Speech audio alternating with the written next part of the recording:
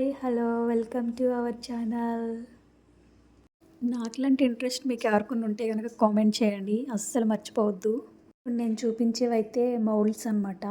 మనకి ఏ షేప్ కావాలితే ఆ shape, butterfly, flower లాగా, ఇంకా ఆకులాగా చాలా ఉన్నాయి. కొన్నే తెచ్చుకున్నాను నేను. ఇవైతే ఈ మౌల్డ్స్ అయితే బాగా యూజ్ చేసేదాన్ని, మంచిగా యూజ్ అయ్యేవి నాకు. ఎంసీల్తో ఏమన్నా డిజైన్ చేస్తున్నప్పుడు, నేమ్ ప్లేటు, ఏదైనా క్లేతో చేస్తున్నప్పుడు ఈ మౌల్డ్స్ అయితే బాగా యూజ్ అవుతాయి. అప్పుడు చేత్తోనే చేసేదాన్ని. ఇలా మౌల్డ్స్ ఉంటాయని తెలిసి అమెజాన్లో అయితే ఆర్డర్ పెట్టుకున్నా.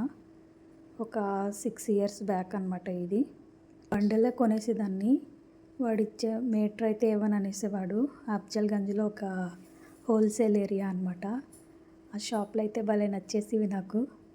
మీరు ఇలా క్రాఫ్ట్స్కి, ఇయర్ రింగ్స్ మెటీరియల్స్కి, స్టిచ్చింగ్ కోసం ఏం మెటీరియల్ కొన్నారు, ఏ స్టఫ్ కొన్నారు కామెంట్ చేయండి.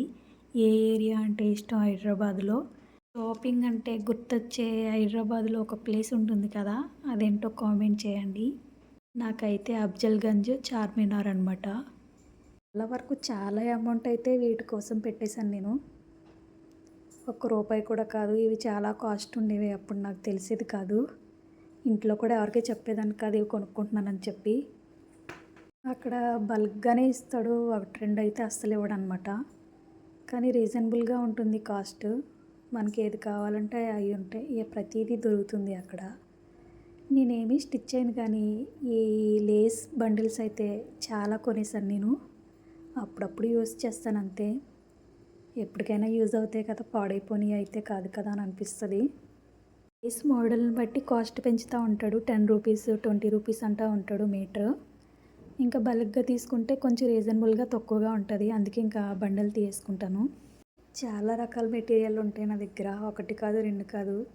ఏ ఒక్కటి లేకపోయినా అయ్యో అది లేదే అని అనిపిస్తుంది.